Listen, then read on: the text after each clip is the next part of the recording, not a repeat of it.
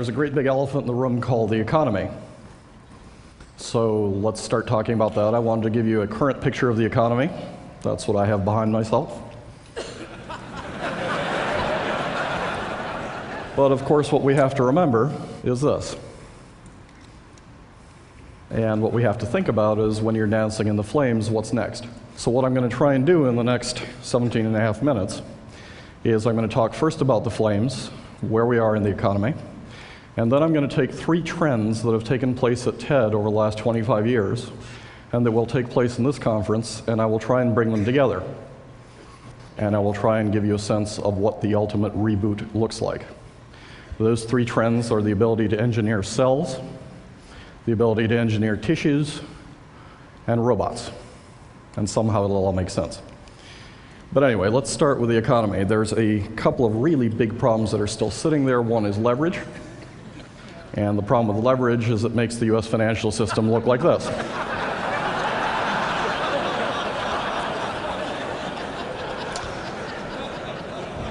So a normal commercial bank has 9 to 10 times leverage. That means for every dollar you deposit, it loans out about 9 or 10.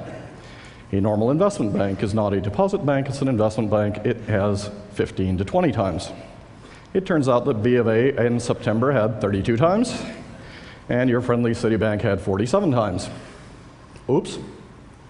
That means every bad loan goes bad 47 times over. And that, of course, is the reason why all of you are making such generous and wonderful donations to these nice folks. And as you think about that, you got to wonder, so what do banks have in store for you now?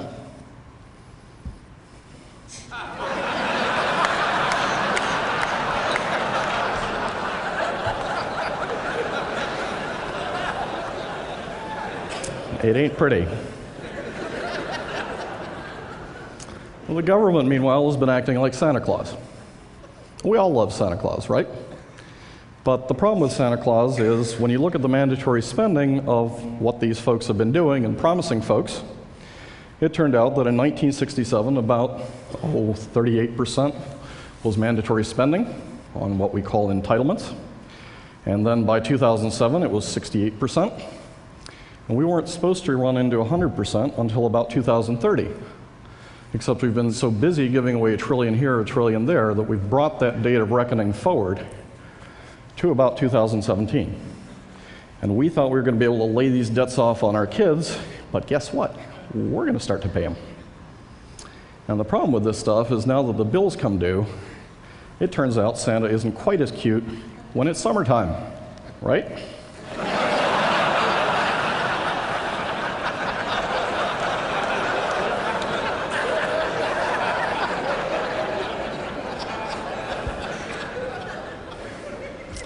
Here's some advice from one of the largest investors in the United States. This guy runs the China Investment Corporation. He is the main buyer of US Treasury bonds, and he gave an interview in December. Here's his first bit of advice, and here's his second bit of advice. And by the way, the Chinese Prime Minister reiterated this at Davos last Sunday. This stuff is getting serious enough that if we don't start paying attention to the deficit, we're going to end up losing the dollar. And then all bets are off.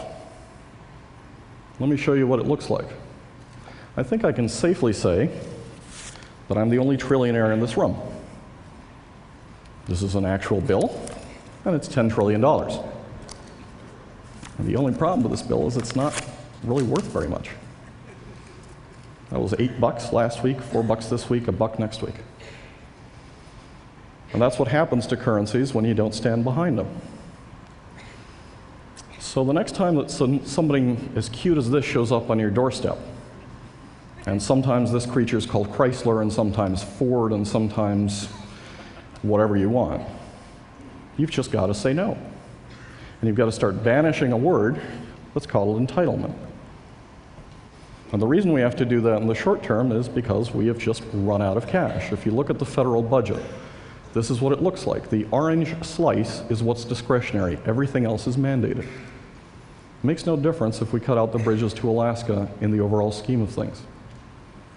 So what we have to start thinking about doing is capping our medical spending, because that's a monster that's simply going to eat the entire budget. We've got to start thinking about asking people to retire a little bit later. If you're 60 to 65, you retire on time. Your 401k just got nailed. If you're 50 to 60, we want you to work 2 years more. If you're under 50, we want you to work 4 more years. And the reason why that's reasonable is when your grandparents were given Social Security, they got it at 65 and they're expected to check out at 68. 68 is young today. We've also got to cut the military about 3% a year. We've got to limit other mandatory spending. We've got to quit borrowing as much, because otherwise that interest is going to eat that whole pie. And we've got to end up with a smaller government. And if we don't start changing this trend line, we are going to lose the dollar and start to look like Iceland. Now, I got what you're thinking. This is going to happen when hell freezes over. But let me remind you, this December it did snow in Vegas.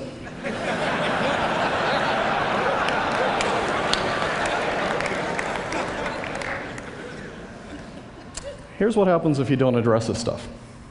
So Japan had a fiscal and real estate crisis back in the late 80s.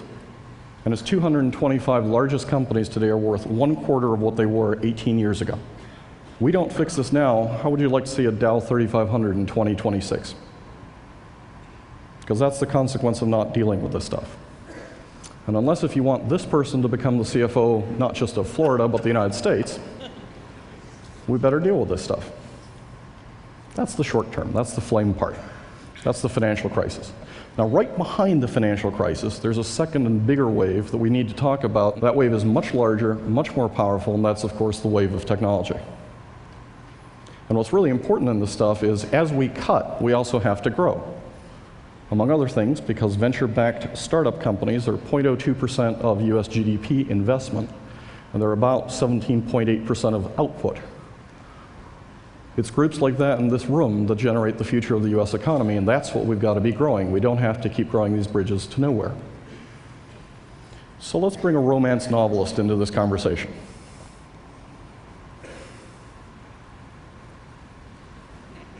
And that's where these 3 trends come together. That's where the ability to engineer microbes, the ability to engineer tissues, and the ability to engineer robots begin to lead to a reboot. And let me recap some of the stuff you've seen. Craig Venter showed up here last year and showed you the first fully programmable cell that acts like hardware, where you can insert DNA and have it boot up as a different species. In parallel, the folks at MIT have been building a standard registry of biological parts. So think of it as a Radio Shack for biology. You can go out and get your proteins or your RNA or your DNA or whatever and start building stuff. In 2006, they brought together high school students and college students and started to build these little odd creatures. They just happened to be alive instead of circuit boards. Here's one of the first things they built. So cells have this cycle. First they don't grow, then they grow exponentially, and then they stop growing. Graduate students wanted to find a way of telling which stage they were in. So they engineered these cells so that when they're growing in the exponential phase, they would smell like wintergreen. And when they stopped growing, they would smell like bananas. And you could tell very easily when your experiment was working and wasn't where it was in the phase. This got a little bit more complicated 2 years later. 21 countries came together, dozens of teams. They started competing. The team from Rice University started to engineer the substance in red wine that makes red wine good for you into beer. So you take resveratrol and put it into beer. Of course, one of the judges is wandering by and he goes, "Wow, cancer-fighting beer. There is a God." The team from Taiwan was a little bit more ambitious. They tried to engineer bacteria in such a way that they would act as your kidneys. 4 years ago, I showed you this picture. And people oohed and awed because Cliff Tabin had been able to grow an extra wing on a chicken. And that was very cool stuff back then. But now moving from bacterial engineering to tissue engineering, let me show you what's happened in that period of time. 2 years ago, you saw this creature, an almost extinct animal from Xochimilco, Mexico, called an ajolote, that can regenerate its limbs. You can freeze half the heart, it regrows. You can freeze half the brain, it regrows. It's almost like leaving Congress.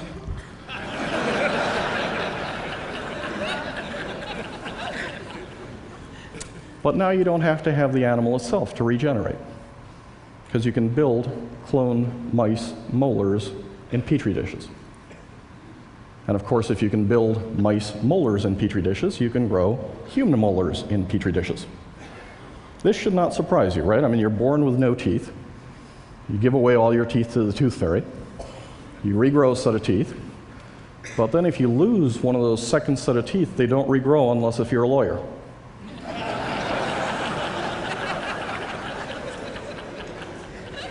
But of course, for most of us, we know how to grow teeth, and therefore we can take adult stem teeth, put them on a biodegradable mold, regrow a tooth, and simply implant it.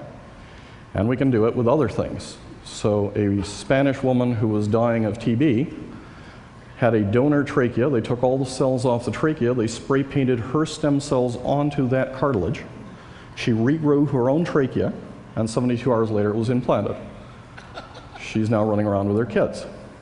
This is going on in Tony Atala's lab in Wake Forest, where he's regrowing ears for injured soldiers, and he's also regrowing bladders. So there are now 9 women walking around Boston with regrown bladders, which is much more pleasant than walking around with a whole bunch of plastic bags the rest of your life. This is kind of getting boring, right? I mean, you understand where this story is going.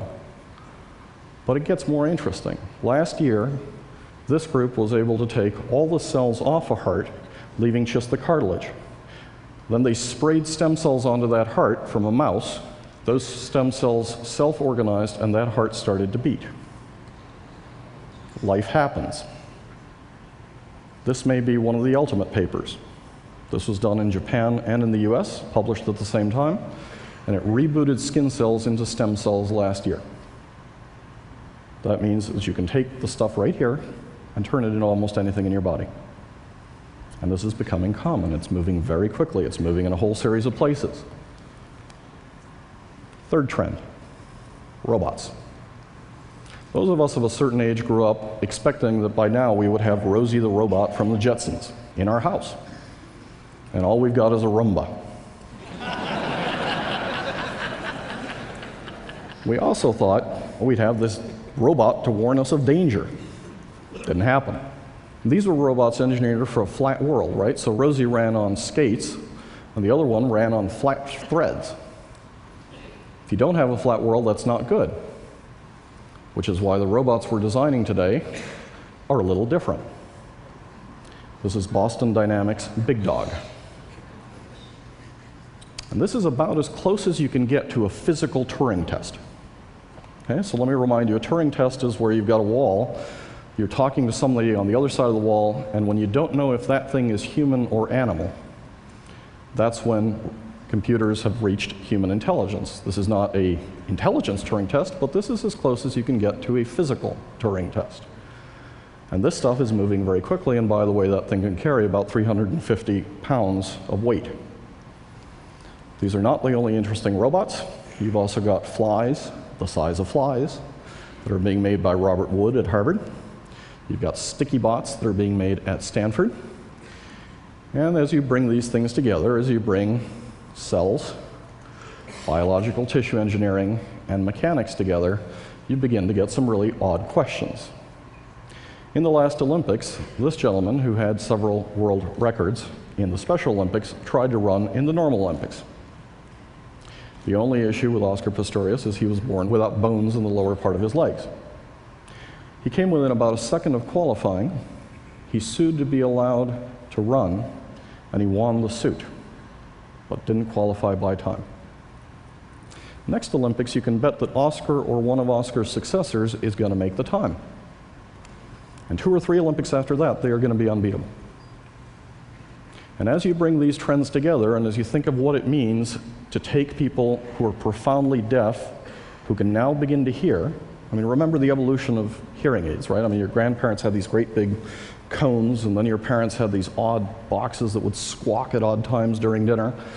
And now we have these little buds that nobody sees, and now you have cochlear implants that go into people's heads and allow the deaf to begin to hear. Now, they can't hear as well as you and I can, but in 10 or 15 machine generations, they will. And these are machine generations, not human generations. And about 2 or 3 years after they can hear as well as you and I can, then they'll be able to hear maybe how bats sing, or how whales talk, or how dogs talk, and other types of tonal scales. They'll be able to focus their hearing, they'll be able to increase the sensitivity, decrease the sensitivity, do a series of things that we can't do, and the same thing is happening in eyes. This is a group in Germany that's beginning to engineer eyes so that people who are blind can begin to see light and dark. Very primitive. And then they'll be able to see shape. And then they'll be able to see color, and then they'll be able to see in definition. And one day they'll see as well as you and I can.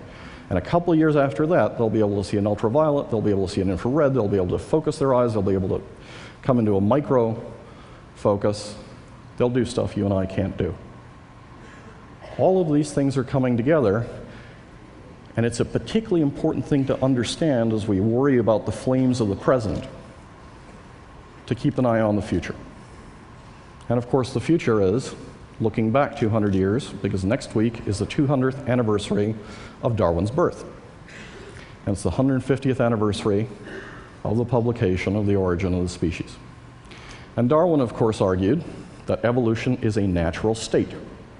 It is a natural state in everything that is alive, including hominids.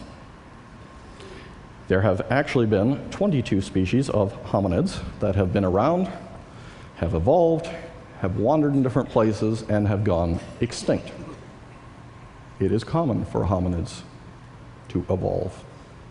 And that's the reason why, as you look at the hominid fossil record, Erectus, and Heidelbergensis, and Florensis, and Neanderthals, and Homo sapiens all overlapped. The common stage of affairs is to have overlapping versions of hominids, not one. And as you think of the implications of that, here's a brief history of the universe. The universe was created 13.7 billion years ago, and then you created all the stars and all the planets and all the galaxies and all the Milky Ways, and then you created Earth about 4.5 billion years ago, and then you got life about 4 billion years ago, and then you got hominids about 0.006 billion years ago, and then you got our version of hominids about 0.0015 billion years ago. Ta-da! Maybe the reason for the creation of the universe, and all the galaxies and all the planets and all the energy and all the dark energy and the rest of the stuff, is to create what's in this room. Maybe not. That would be a mildly arrogant viewpoint.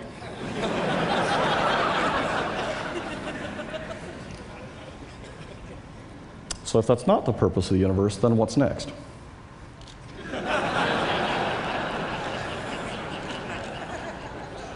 And I think what we're going to see is we're going to see a different species of a hominid. I think we're going to move from a Homo sapiens into a Homo evolutus.